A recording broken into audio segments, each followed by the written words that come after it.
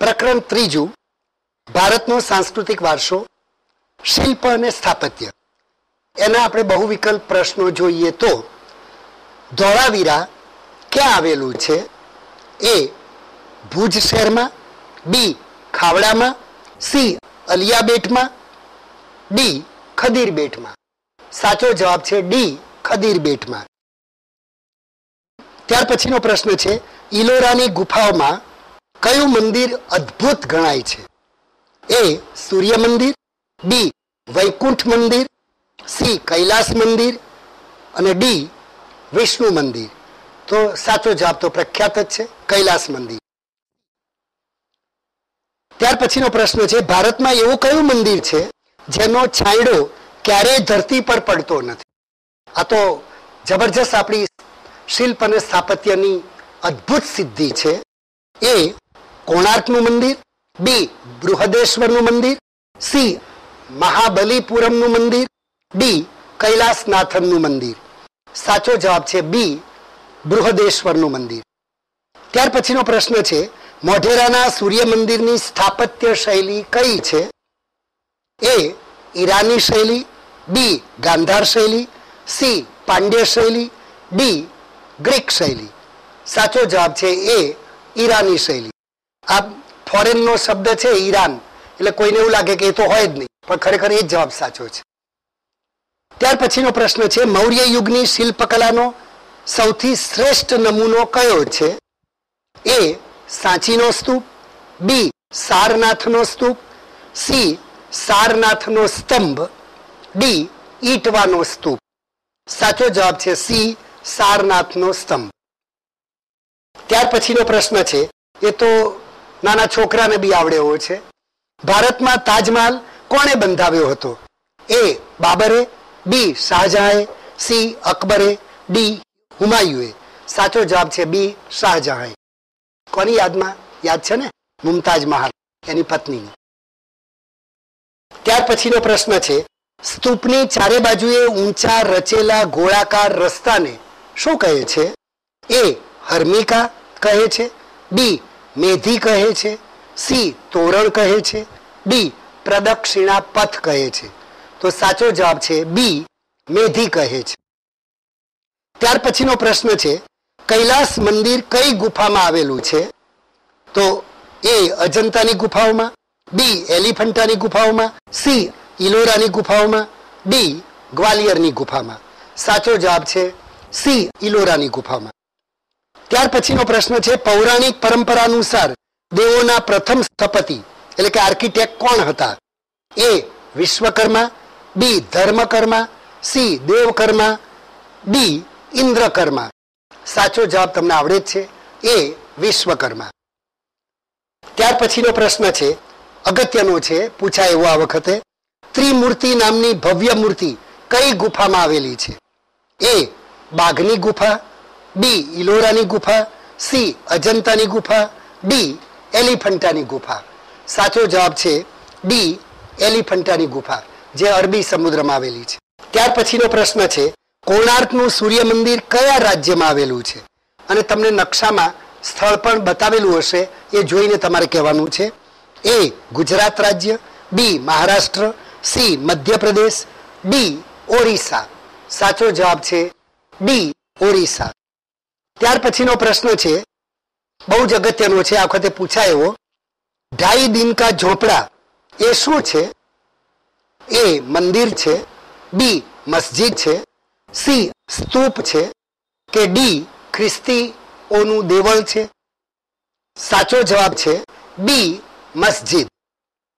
ત્યાર પછીનો પ્રશ્ન છે, ગુજરાતમાંથી મળી આવેલ હડપ્પીય સંસ્કૃતિનું મહત્વનું નગર ધોળાવીરા કયા જિલ્લામાં આવેલું છે?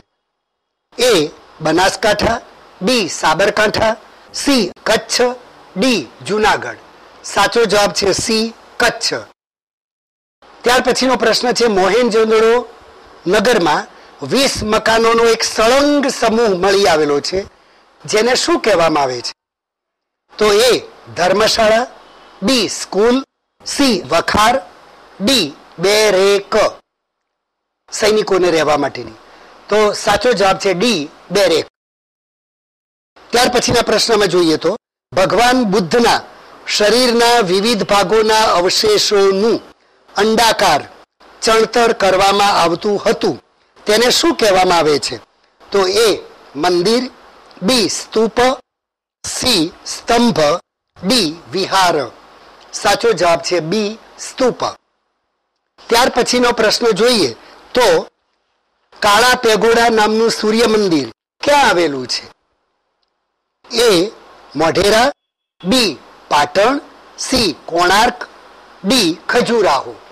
સાચો જવાબ છે, તમે જાણો જ છો, સી, કોણાર્ક.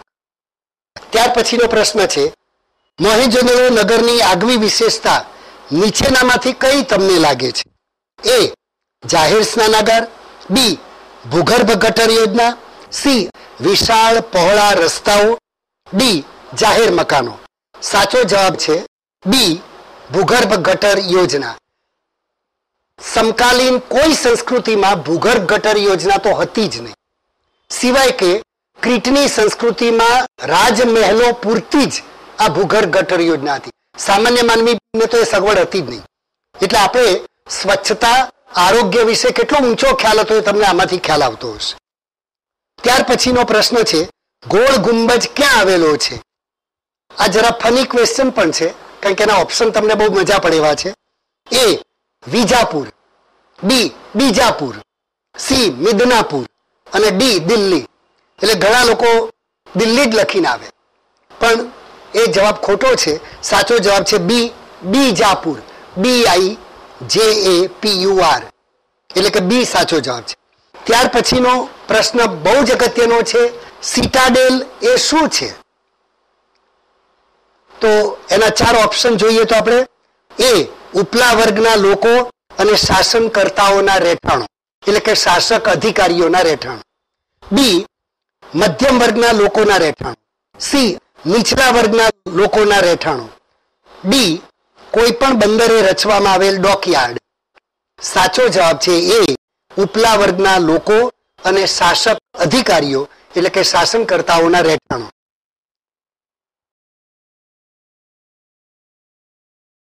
પહેલો પ્રશ્ન છે, આગ્રાનો પ્રખ્યાત કિલ્લો બંધાવનાર મુગલ બાદશાહ કોણ હતો?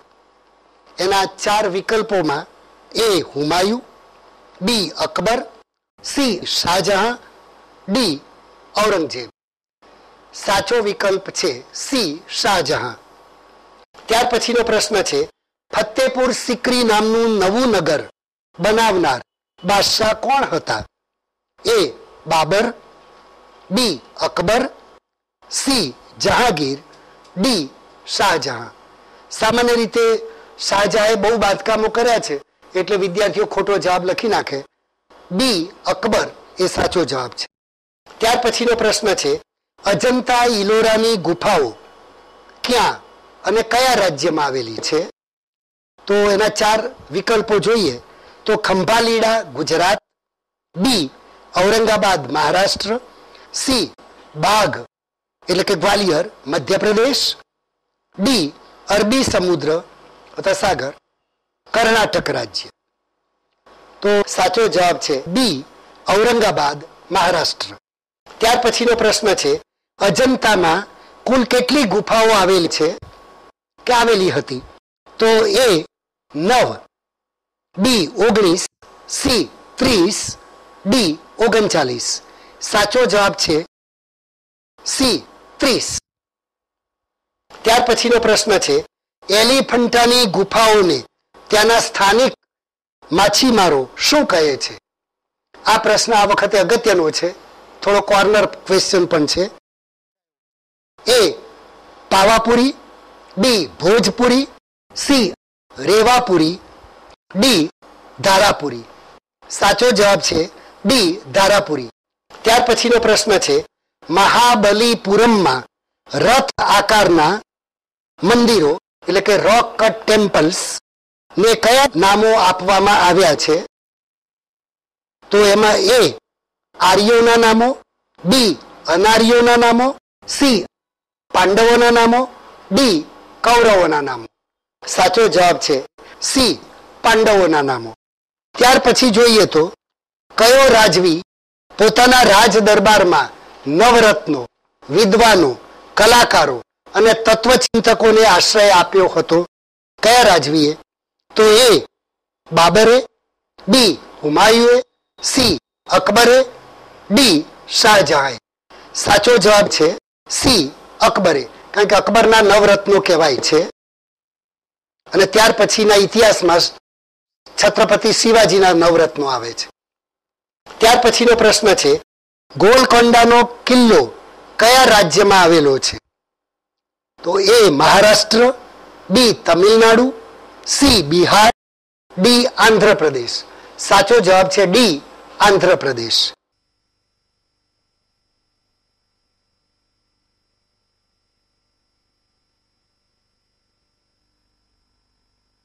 જીવન ધોરણની વાત કરીએ છીએ ત્યારે મારે, તમારે કે કોઈને બી જીવન જીવવા માટે, જીવન ટકાવવા માટે, આપણું અસ્તિત્વ ટકાવવા માટે શું શું જોઈએ? તો તમે કહેશો જ કે ભાઈ ખોરાક વગર તો ચાલે નહીં, એટલે આહાર જોઈએ, અન્ન જોઈએ, પછી વસ્ત્રો પણ જોઈએ, ઘરમાં પણ જોઈએ અને ઘરની બહાર પણ જોઈએ. ઘરમાં પહેરવાના જુદા, બહાર ફરવા હરવાના જુદા કપડાં. પછી આપણે કંઈ પર્વતની ગુફામાં કે જંગલમાં વસતા નથી, આપણે મકાન બાંધીને રહીએ છીએ. તો ત્રીજા નંબરે રહેઠાણ આવે, મતલબ કે મકાન. તો અન્ન, વસ્ત્ર, રહેઠાણ. પછી આજકાલ આપણે શિક્ષણ પણ જોઈએ, શિક્ષણ વગર કોને ચાલે? પછી બીમાર પડીએ તો આરોગ્યની સેવાઓ જોઈએ. તો આ 5 બાબતો એ આપણી મૂળભૂત જરૂરિયાતો બની ગઈ છે. એ 5 બાબતો હું અહીંયા જરા ઉલ્લેખ કરું છું. એક અન્ન એટલે અનાજ, 2 વસ્ત્ર, 3 રહેઠાણ,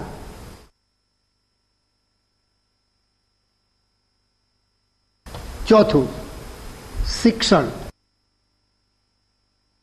5 આરોગ્યની સેવાઓ.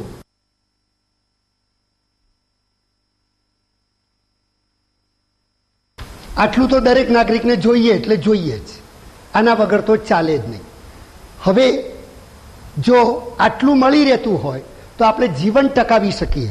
પણ તમે જાણો છો તેમ દરેક વ્યક્તિની ઈચ્છાઓ અનંત છે. એટલી બધી ઈચ્છાઓ હોય છે કે ન પૂછો વાત.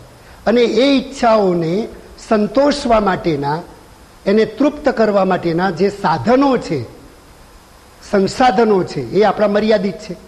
દાખલા તરીકે 1 જ રૂપિયો તમારી પાસે હોય તો 1 રૂપિયામાંથી તમે પાણીનું પાઉચ લઈ શકો, 1 રૂપિયામાંથી તમે બીજી કોઈ વસ્તુ ખરીદી શકો, 1 રૂપિયામાંથી કોઈ ત્રીજી વસ્તુ પણ ખરીદી શકો. પણ રૂપિયો 1 જ છે અને આપણે પાણીએ પીવું છે ને થોડીક ચણા સિંગે ખાવા છે ને થોડુંક બીજું પણ કંઈક લેવું છે, એમ અનેક ઈચ્છાઓ હોય. ત્યારે પછી આપણે નક્કી કરવું પડે કે ભાઈ પહેલાં શું કરવું છે મારે. તો પ્રાયોરિટી આવે. આપણે અંગ્રેજીમાં પ્રાયોરિટી કહીએ, ગુજરાતીમાં અગ્રિમતા કહીએ. એટલે ઈચ્છાઓ સંતોષવા માટે પણ આપણે અગ્રિમતા નક્કી કરવી પડે કે ભાઈ પહેલાં શું જોઈએ, બીજા નંબરે શું જોઈએ, ત્રીજા નંબરે શું જોઈએ. તમે અહીંયા બી જોઈ શકો છો કે માનવીની પ્રાથમિક જરૂરિયાત એ અન્ન છે. અન્ન એકલું મળે તો એ જીવી શકે, માણસ ટકી શકે. પછી બીજા નંબરે એની જરૂરિયાત આવે છે વસ્ત્ર, ત્રીજા નંબરે એની જરૂરિયાત આવે છે રહેઠાણ, ચોથા નંબરે શિક્ષણ, 5મા નંબરે આરોગ્ય સેવાઓ. આમ ક્રમ છે, આ ક્રમને તોડાય નહીં. આ આપણી મૂળભૂત જરૂરિયાતોનો એક ક્રમ છે અને આપણે મૂળભૂત જરૂરિયાતો પણ કહી શકીએ દરેક નાગરિકની. તો આ જેની આ મૂળભૂત જરૂરિયાતો સંતોષાય એનું જીવન ધોરણ ઠીક ઠીક કહેવાય. હવે થોડીક આગળ વાત કરીએ છીએ. કેટલાક લોકોને એવું હોય કે ભાઈ આ 5 જ વસ્તુઓ મળે એ ના ચાલે જીવનમાં, અમારે તો મનોરંજનના સાધનો પણ જોઈએ છે. તો મનોરંજનના સાધનો ઉમેરીએ.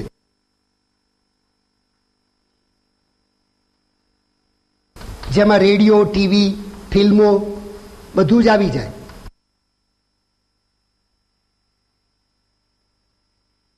વગેરે. બરાબર. તો મનોરંજનના સાધનો એમાં ઉમેરાય છે. વળી એનાથી આગળ એક કદમ વિચારીએ. કેટલીક વ્યક્તિઓ એમ કહેશે કે ના ભાઈ અમારે તો દરરોજ ઠંડુ પાણી પીવાય જોઈએ, એટલે અમારે તો ફ્રીઝ બી જોઈએ, તો એ ઉમેરાય છે અંદર. આમ જુઓ કે વ્યક્તિની ઈચ્છાઓ કેટલી બધી છે, અનંત છે. મેં તમને કહ્યું તેમ ઉમેરાતી જ જશે.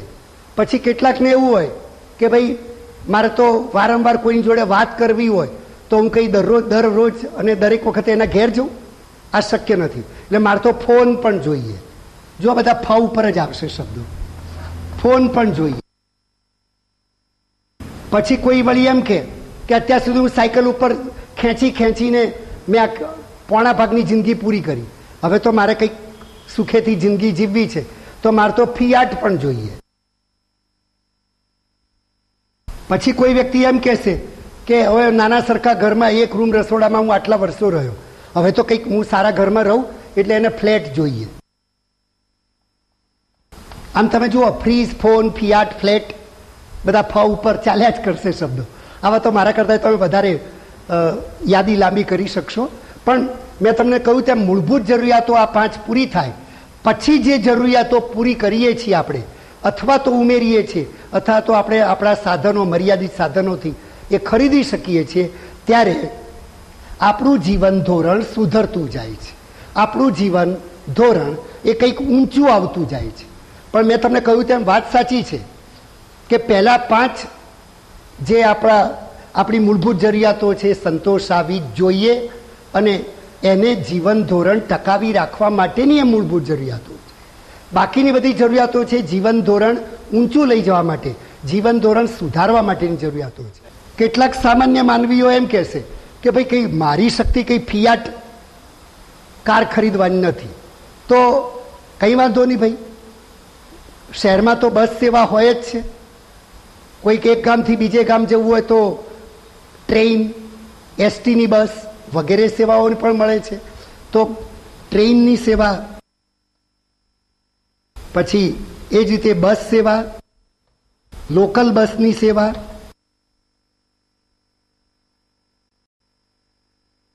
આ બધી પરિવહન સેવાઓ પણ આપણે જરૂર પડે જ છે.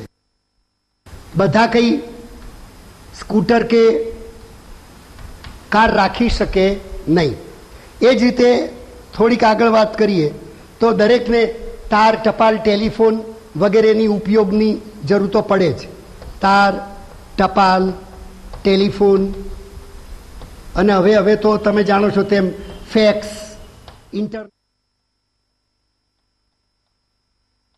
તો એ બધી સંચાર સેવાઓ અથવા સંચાર માધ્યમોની સેવાઓ. એ પછી પણ આગળ ઉમેરવું હોય તો ઉમેરી શકાય કે દરેકને ઘરમાં બધા પૈસા રાખવા હવે પોસાય નહીં. બહુ સ્વાભાવિક છે, કારણ કે ચોર, ડાકુ, લૂંટારા વગેરેનો ભય સતત રહેતો હોય, એટલે બેંકોની સેવા, એટલે બેન્કિંગ સેવાની પણ જરૂર પડે છે. એટલે બેન્કિંગ સેવાઓનો જો ઉમેરો થાય તો પણ સ્ટેન્ડર્ડ ઓફ લાઈફ, એટલે કે જીવન ધોરણ ઊંચું આવે.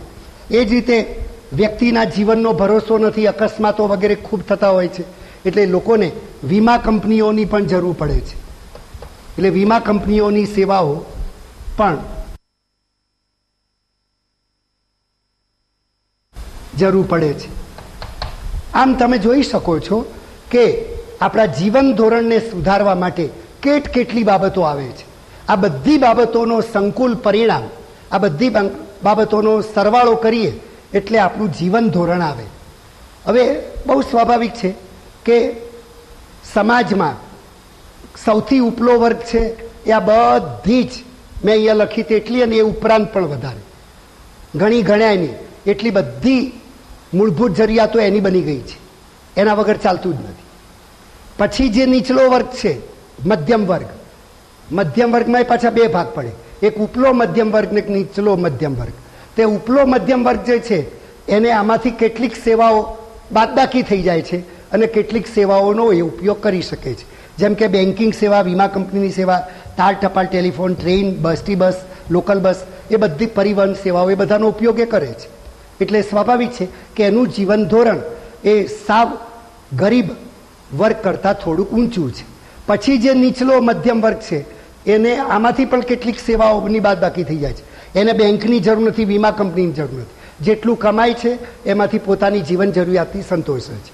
અને છેલ્લો જે વર્ગ છે, જે નીચલો વર્ગ છે, ગરીબ વર્ગ છે, એને તો બિચારાને મેં તમને કહ્યું તેમ એ વર્ગને તો અન્ન, વસ્ત્ર, રહેઠાણ માત્ર મળે ને તો એને ભયો એને પૂરતી વાત છે.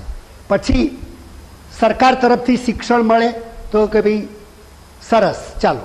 સરકાર તરફથી હોસ્પિટલો, દવાખાનાની સગવડ મળે, ખાસ કરીને કામદાર વીમા યોજનાના દવાખાના વગેરેની સેવાઓ મળે તો એ આરોગ્ય સેવાઓ મળે છે. એટલે કે હા, આ જે સરકાર છે, આ રાજ્ય છે એ કલ્યાણલક્ષી રાજ્ય છે, અમારા માટે પણ કંઈક કરે છે.